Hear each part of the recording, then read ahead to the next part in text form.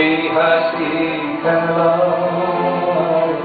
এই কথাটি মনে রেখো তোমাদের এই হাসি খেলা এই কথাটি মনে রেখো আমি যে গান গেয়েছিলে মনে রেখো আমি যে গান গেয়েছিলে চির পাতা ছড়ার খেলায় মনে রেখো এই কথাটি মনে রেখো। জানি গানের মাধ্যমে শ্রোতাদের মাঝখানে আমি যেন 100 বছর বেঁচে থাকতে পারি। বলেছিল আমার মা ও বাবা সবাই একসময় বলতেন, সবাই মুরব্বীজন বলেছেন যে মক্কা শরীফে যখন যাবে, যে মক্কা শরীফ দেখার সঙ্গে সঙ্গে তুমি যে প্রার্থনাটা করবে, যে দোয়াটা যাবে, সেটাই কবুল করেন আল্লাহ। আমি তখন নিচের থেকে তাকিয়ে যখন হারাম শরীফ দিয়ে ভিতরে ঢুকলাম, ঢুকে যখন কাবা শরীফ দেখলাম, দেখার সঙ্গে সঙ্গে আমি দোয়া করলাম যে আল্লাহ আমার শ্রোতাদেরকে তুমি সুস্থ রেখে এবং দীর্ঘজীবী করো, কারণ তারা আমার যারা ভক্ত তারা যতদিন বেঁচে থাকবে আমিও তাদের মাঝখানে বেঁচে থাকবো, এবং আমাকে তাদের জন্য আমি যেন মরার আগ পর্যন্ত গান গাইতে পারি। এই আশীর্বাদটা আমি আল্লাহর কাছ থেকে সেই সময় চেয়েছিলাম। সকল কালি দিও না দিও না ধুলায় ফেলে দিও না দিও না ধুলায় ফেলে তবু দয়া দিলে হবে গুমোর জীবন ধুলে নইলে কি আর পারব চলো ছুটে সকল দুঃখের প্রদীপ জেলে দিব গেলে করব আমার ব্যথা পূজা হয়নি সমাপন আমার সকল দুঃখের প্রদীপ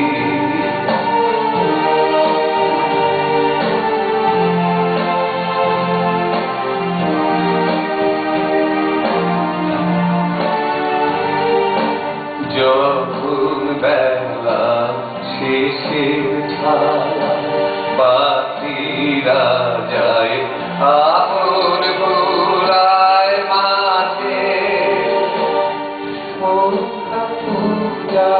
ঘন্টা যখন বাজে তখন বেলা শেষের ছায়া পাখিরা যায় আপন ভোলায় মাঝে সন্ধ্যা পূজা ঘন্টা যখন বাজে পুরাতন সে শিখাটি জানে জীবন আমার ব্যথা পূজা হবে সমাপন বেলাতে আমার বেলাতে যায় সাত বেলাতে তোমার সুরে সুরে সুর বেলাতে আমার বেলাতে যায় একটি পাতে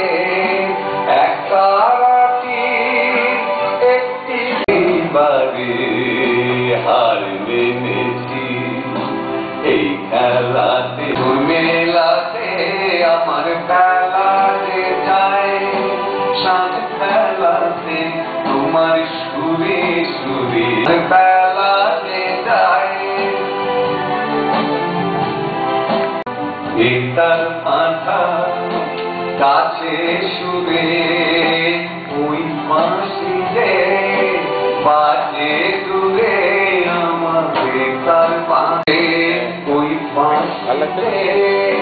বাজে দূরে গানের লীলা, সেই কি না রে গানের লীলা, সেই কি না রে যোগ দিতে কি সবাই পারে।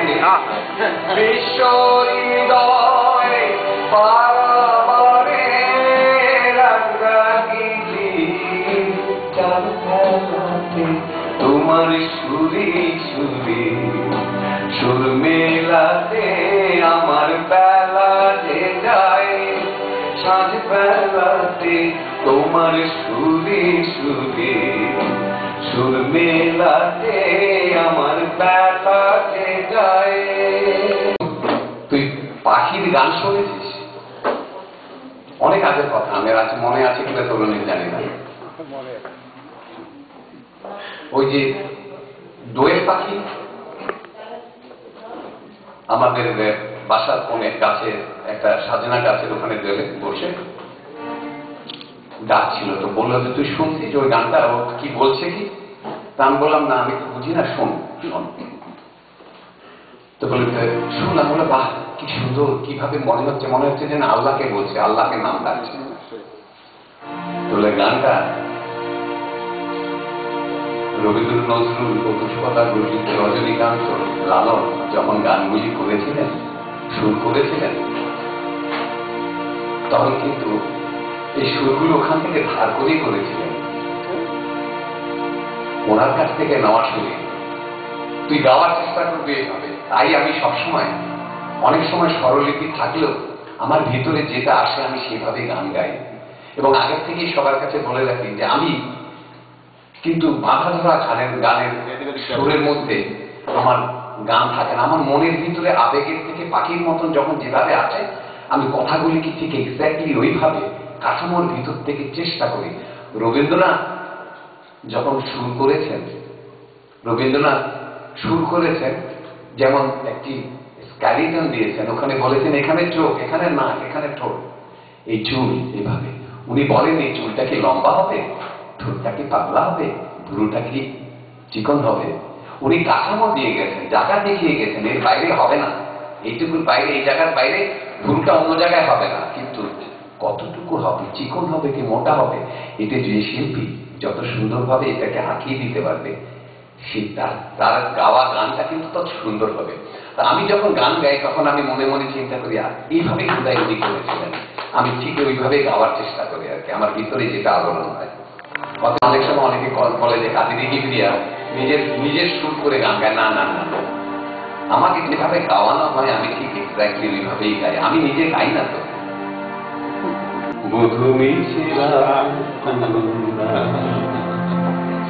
করুণা মম মনু বুঝে দেখো, মনে মনে মম মনু বুঝে দেখো, মনে মনে মনে রেখো করো করুণা, মধু মিছে রাত করুণা করুণা। পাশে আপনারে থাকিতে না পারি, তাই কাছে কাছে থাকি আপনারে, পাশে আপনারে রাখিতে না পারি, তাই কাছে কাছে থাকি আপনারে। মুখে হেসে চাই, মনে কেঁদে চাই, সে আমার নদী সরলা, মধু মিছে রাত করুণা করুণা।